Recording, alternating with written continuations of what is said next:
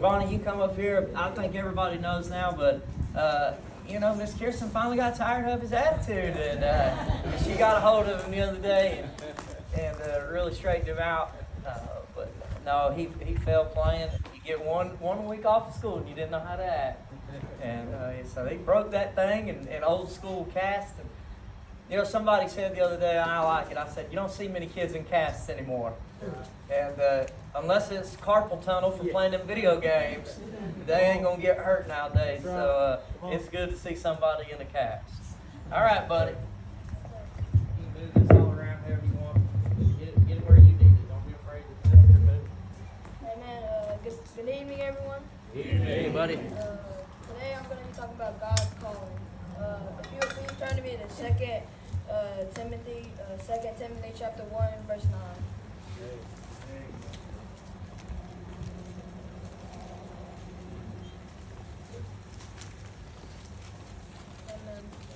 It says in chapter 1, verse 9, it says, "Who hath saved us and called us with the holy calling, not according to our works, but according to his own purpose and grace, which was given us in Christ Jesus before the world began." And man, I'm glad that I'm saved. I'm glad that I listen to God's words. That's what to do. Yeah. We are called today to ultimately do the work of the Lord.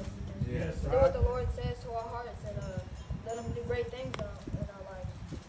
My first point was the purpose of your calling. Yeah. My second point would be the place of your calling. 1 Corinthians chapter 7, verse 20. It says, "Let every man abide in the same calling wherein he had called. Art thou called being a servant, care not for it, but if thou mayest be made free, use it rather, for he that is called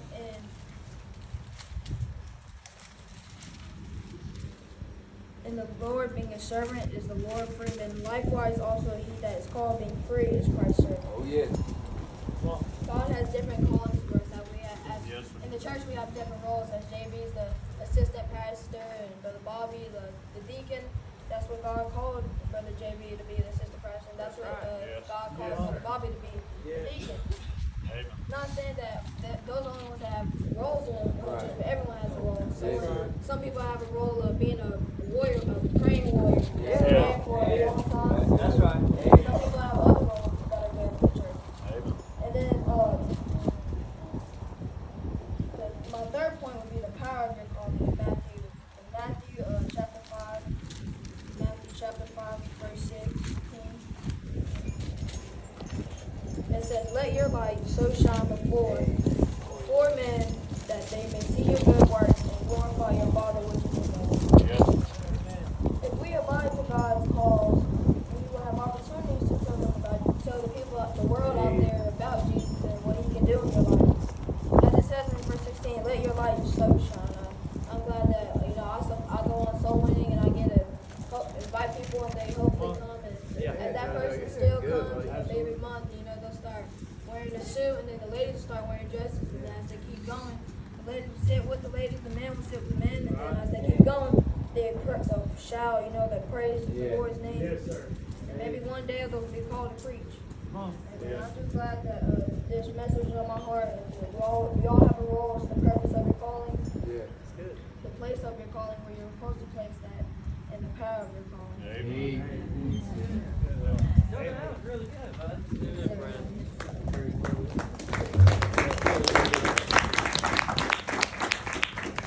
All right, these boys, I've kind of been watching over last week. Keep asking if you got your messages, and they're really putting something into this. They're really talking with one another, and they're really going back and forth and getting their notes and things. And that's been a lot of fun, a lot of encouragement. All right. Could y'all hear them all right back there? Did you hear them okay? All right, good deal. All right, Joshua, you come on, buddy. Hi, Mike. Yeah, fruit. Look at him right here.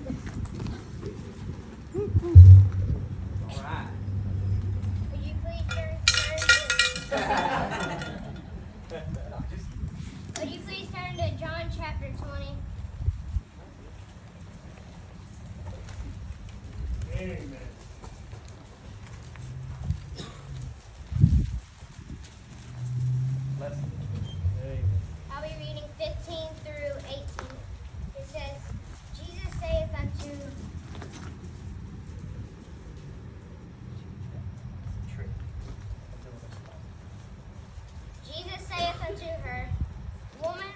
weepest thou? Whom seekest thou?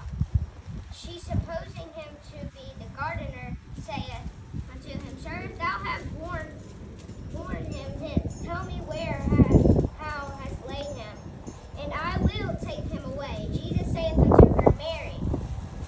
She turned herself and saith unto him, Rabboni, which is to say, Master. Jesus saith unto her, Touch me not, for I am not yet ascended to my Father, but go to my brethren and say unto them, I ascend unto my Father, and you and your Father, and to my God and your God.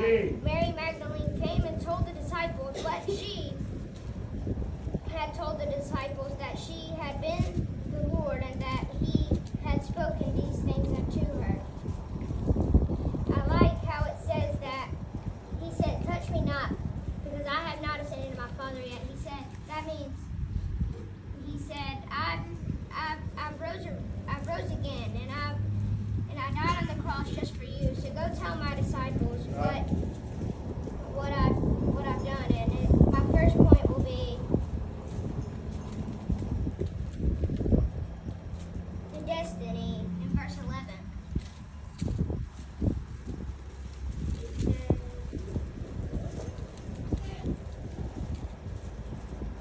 But Mary stood without at the sepulchre weeping, and she wept. She stooped down and looked into the sepulchre.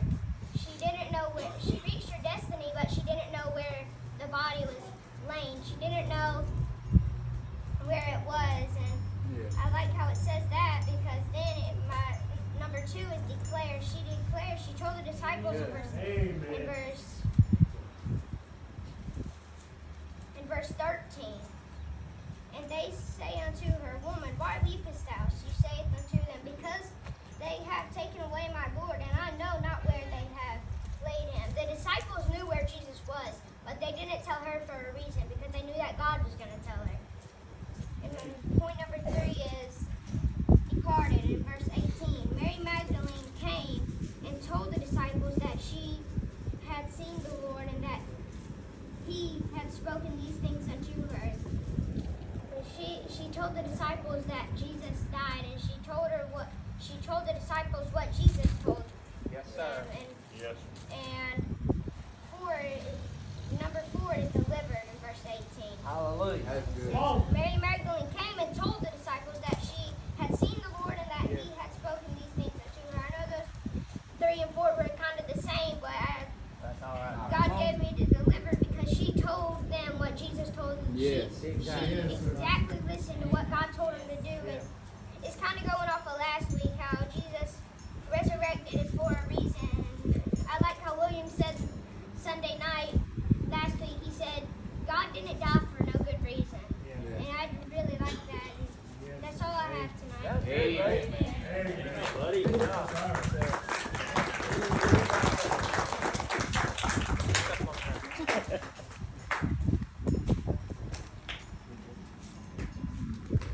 All right, Colton. Yes, sir. You know how to read? Pull that mic down a little bit. Oh, yeah. Politician. Hey.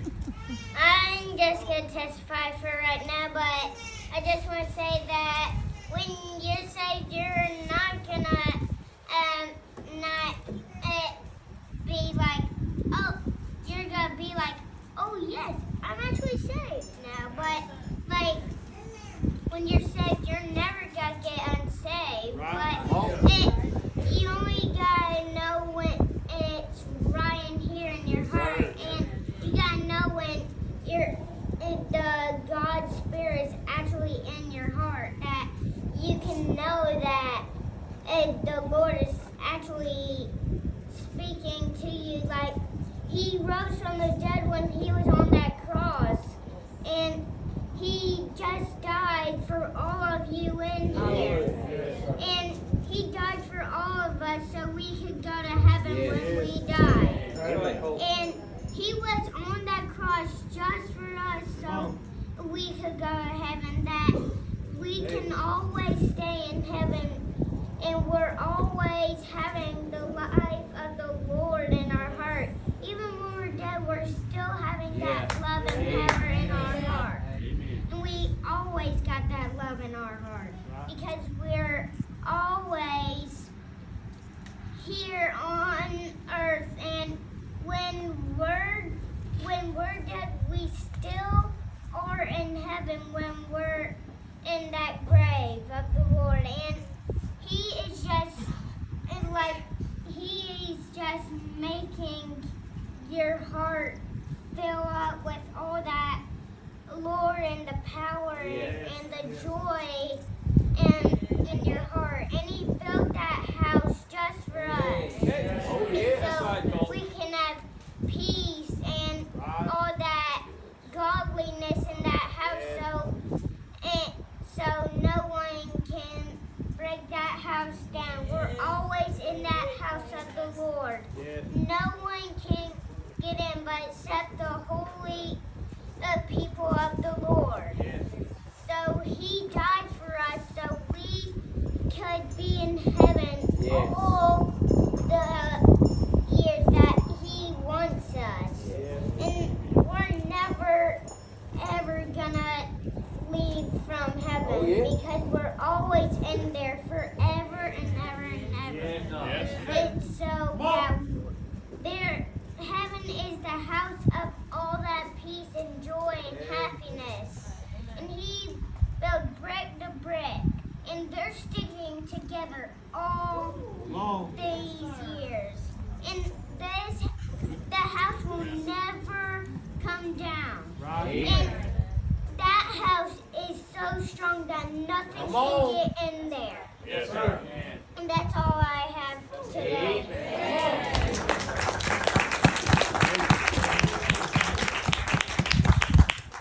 God, AC will never break down. Yes, sir.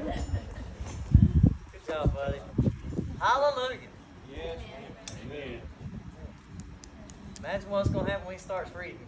Hey. Hey. All right, Miles. Hey, boy. Come on, man.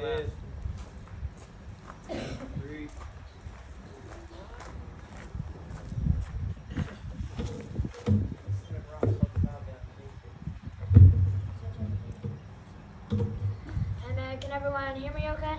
Yes, sir.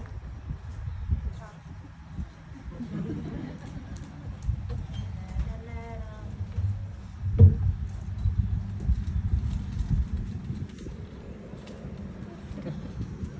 going to be in the house of God tonight. Pavilion. Yeah, hurry. My first point, I'm going to be talking about,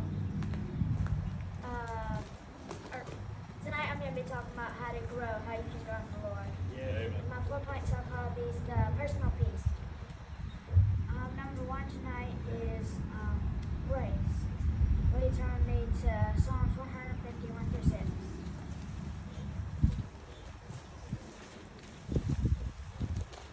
Praise you, Lord, praise God. Hey. Praise ye the Lord, praise God in His sanctuary, praise Him in the firmament of His power, praise Him for His mighty acts, praise Him according to His excellent greatness, praise Him with the sound of the trumpet, praise Him with the psaltery and harp, praise Him with the timbrel and dance, praise Him with the stringed trumpet,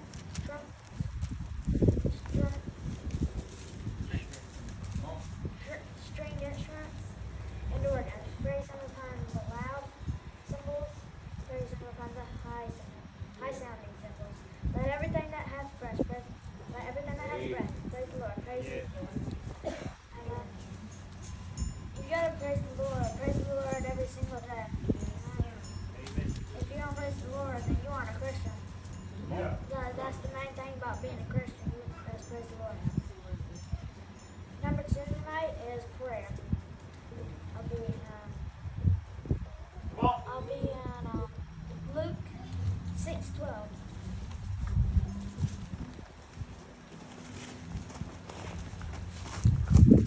And it came to pass in those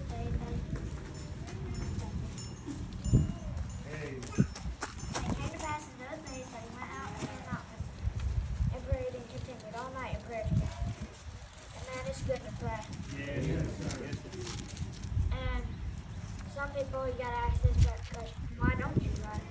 Yes. You have enough time in the world to pray. Come on. Yes, sir. Yes. Make sure you pray day and night. Every day. Amen, brother. And number 3 tonight is the power. Oh, yeah.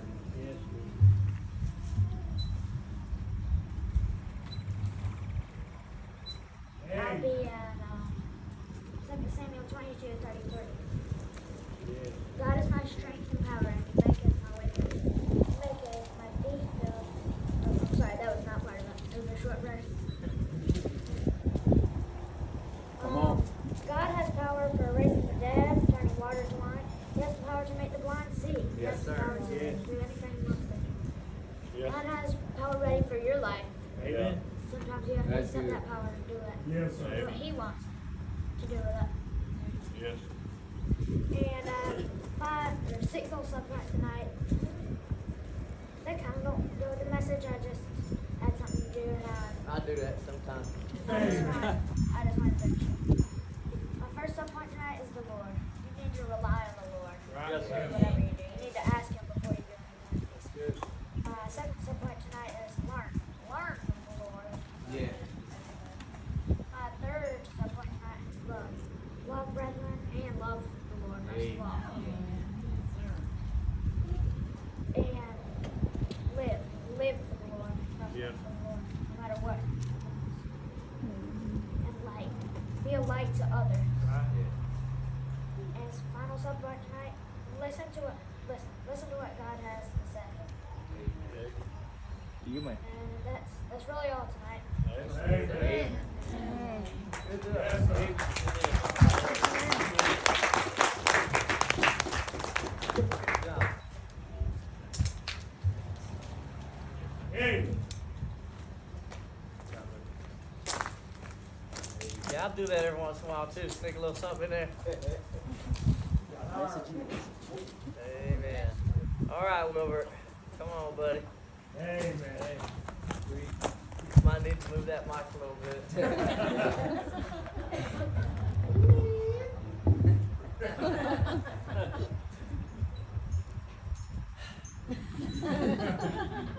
Like, what am I supposed to do here?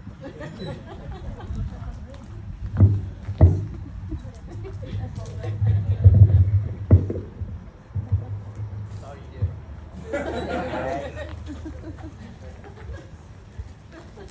Amen. Amen. We're going to talk about 3 people tonight. 3 people who had wonderful chances to serve the Lord, and they just really didn't do anything with it. The first person I'm going to talk about is Samson in Judges Come on. chapter 16, verse 16.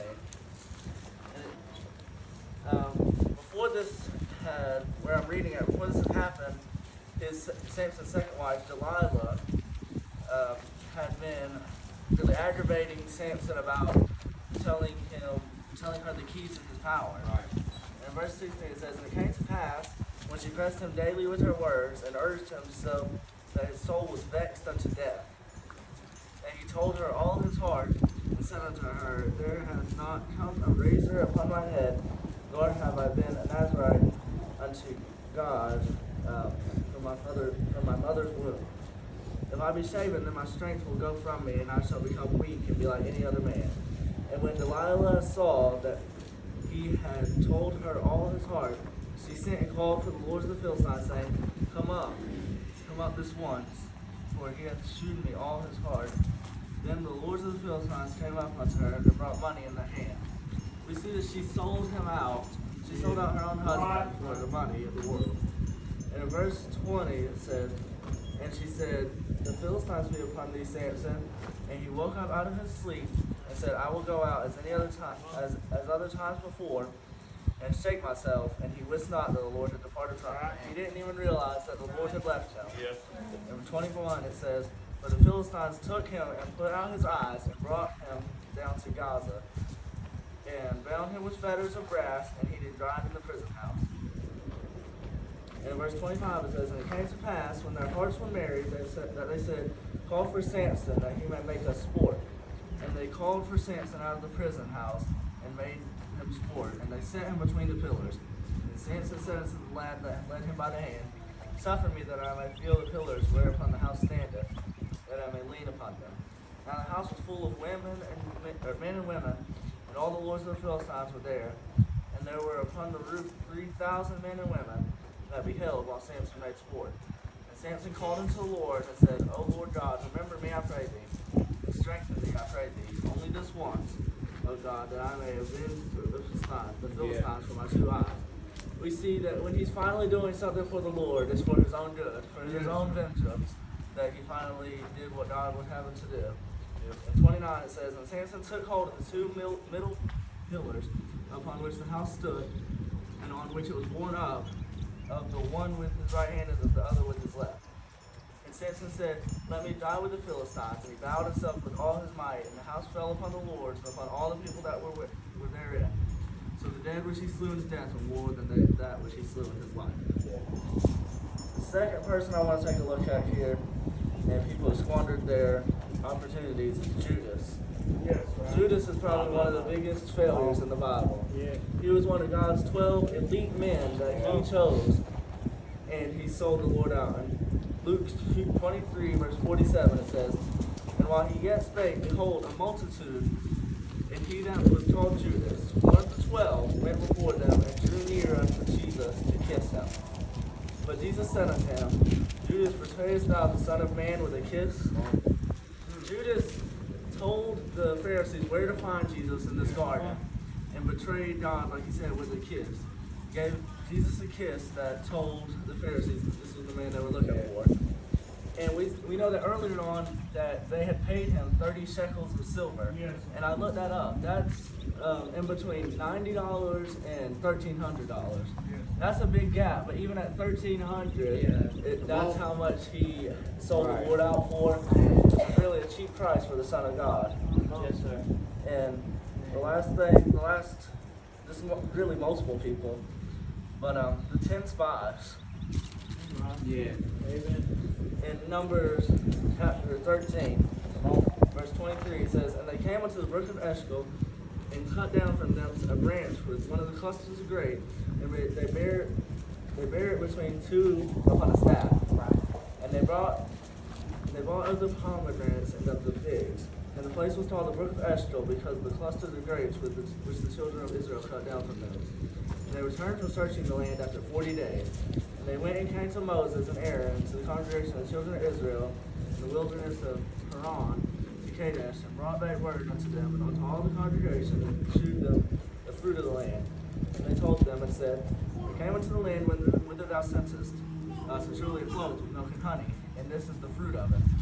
Nevertheless, the people be strong that dwell in the land, and the cities are walled, and very great. Moreover, we saw the children of Anak there. The Amalekites dwell in the land of the south, and the Hittites, and the Jebusites, and the Amorites dwell in the mountains, and the Canaanites dwell by the sea, and by the coast of Jordan. We see that these men were too afraid to go and take what God had promised them. God had already told them that this would be their land. Right. It was as good as theirs. If they just trusted God and went and fought, they would have gotten the land. They found grapes that they had to carry between 2 men. If you don't like grapes, well, this isn't going to apply to you. But if I saw grapes I had to carry between 2 people, I would go straight in there. But we see that Samson was driven by self. He did everything that he wanted to do and didn't consult God about it. We see that Judas was driven by money and the things of this world rather than the things that he was laying up in heaven. And we see the 10 spies were driven by fear and they were afraid. Yes. Hey, That was good.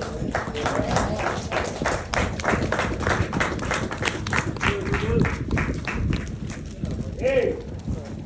All right. I know we really focused on the young guys, but I thought it'd be good for JD, and he did. I didn't really ask him to prepare anything, but just let him say a word and close us out. Hey, boy. Close out.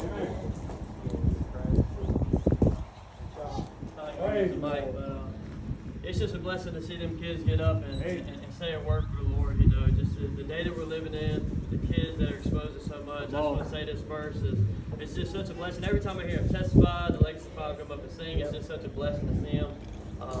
And man, I just want to finish up with a little bit of verse. I mean, they did excellent tonight. I was so proud of them.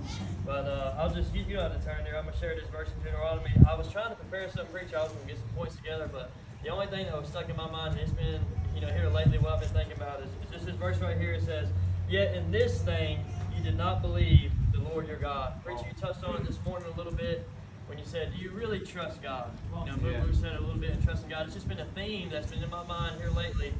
I was telling somebody earlier, when I was 15 years old, I trusted the Lord to save me. I trusted God Almighty to take my soul to heaven when I die. We're trusting for so many things, but then one little thing comes in your life. Yet this thing, you do not believe the Lord your God. Why is it that, you can trust Him, on a daily basis? I pray, God, please save me. Please keep me safe. On a daily basis, I trust the Lord will keep me safe.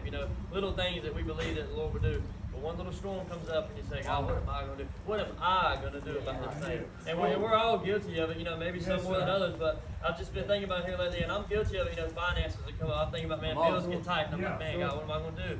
What am I going to do? But yet in this thing, you believe not the Lord your God. Preacher, you were talking about Thomas the other night. It's just amazing. It baffles me that a disciple who was with him, these disciples seen his miracles. They seen what he did. He rose from the dead. He fed the 5,000. I mean, these disciples were right there with him, yet he had to see the marks in his hands. He had to see the marks in his side. I'm talking about, we didn't see the miracles in our eyes. We didn't walk with him. We went right there with him, seeing all these things, and he still, I got to see it to believe it. Yet in this thing, you believe not the Lord your God. So all I really want to do is share that verse and ask you tonight, do you believe Him in every little situation? In everything that comes up, in a storm that comes up, in a small thing, is it always, God, what are we going to do about this? What are you going to help me do in this situation? Men, we're proud, and we, like I said a minute ago, what am I going to do about it? I'm the head of this household. How am I going to handle this situation? But yet in this thing, you believe not the Lord your God. And preacher said this morning, with our actions we show it. We're not outright going to be like, God, you're just boastful and just say, I got this, but that's how we act towards Him. He's saying, hey, yet in this thing you believe not the Lord your God. So all I really wanted to ask you tonight is, are you really going to believe Him in this thing right here? The next thing that pops up, I just wanted to be on our mind. Hey, God, I want you to handle this right here. That's good. Yes, sir. Hey! Oh, yeah, I'll pray for you. Yeah, close this out, bro. Lord, I'm thankful for this day. God, I'm so thankful for this church. Lord, I'm thankful for how far you brought me, God. I fell so far out of the will of God, Lord, and I'm just thankful that you brought me to where I am now. I'm thankful for this church, so I'm thankful for my family. God, I'm thankful for all the examples in here, God, all the leaders. Lord, we do such a good job of just, Lord, each one to teach one, and Lord, building each other up. God, I'm just so thankful for everything that's going on here. Lord, thankful for these young men and these boys that are learning and growing. God, I pray that you continue to use their lives, Lord. Just mold them and shape them into who you have them to be. God, I pray that you keep the world off of them.